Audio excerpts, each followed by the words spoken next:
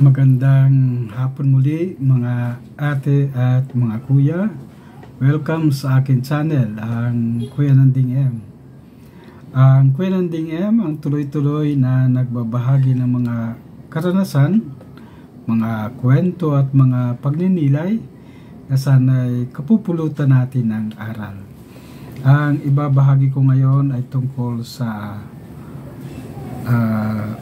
unang sulat ni San Pedro. Ito'y dapat ninyong ikagalak.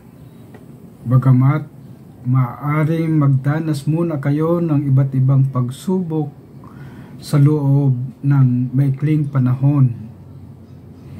Ang ginto na nasisira ay pinararaan sa apoy upang malaman kung talagang dalisay. Gayon din naman, ang inyong pananampalataya na higit kaysa ginto ay pinararaan sa pagsubok upang malaman kung talagang tapat. Sa gayon, kayo'y papupurihan, dadakilain at pararangalan sa araw na mahayag si Jesucristo. Ang salita ng Diyos. Salamat sa Diyos. Munting pagninilay. Habang binabasa ko ito, bumalik sa akin ang panahon ng pandemya. At kahit sa kasalukuyan, mayroon pa ring mga karanasan na naging dulot nito. Una, marami ang nasadlak sa kahirapan sa panahon ng halos ilang buwan din, o taon na dumaan ang paghihirap na ito. Physically, maraming mga katulad ko na senior o ang hindi nakalabas, hindi pinapayagang mag-travel at parang hirap na makisalamuha sa mga tao. Economically, malaki din ang epekto nito sa mga tao dahil ang pagkukunan ng pangkabuhayan sa araw-araw. Kaya nauso noon ang salitang ayuda. Economically, maraming mga hirap ang tuloy-tuloy na naghirap. At yung iba, medyo may kaya naman, ay yumayaman din dahil pinagkakitaan ng iba. Psychologically, malaki ang epekto nito sa buhay ng tao. Kasi yung mararamdaman mo yung parang wala ka ng useless, parang walang halaga. Kaya ang mga mahalaga nung araw ay mga kabataan, sila yung mga malalakas, sila yung nakakaikot sa komunidad at sila din yung nakakapagpastol para sa komunidad.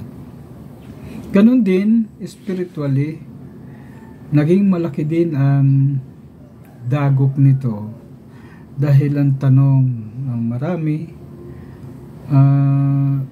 Panginoon, hanggang kailan ito matatapos? Hanggang kailan magkakaroon ng kasagutan ang pandemyang ito? Kaya ang laki ng epekto nito sa spiritual aspect ng mga tao. Kahit pagsisimba ay online.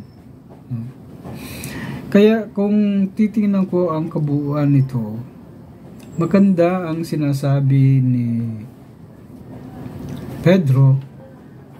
At ito ay muling ilaw na naman ang paunang salita niya ay dapat ikagalak.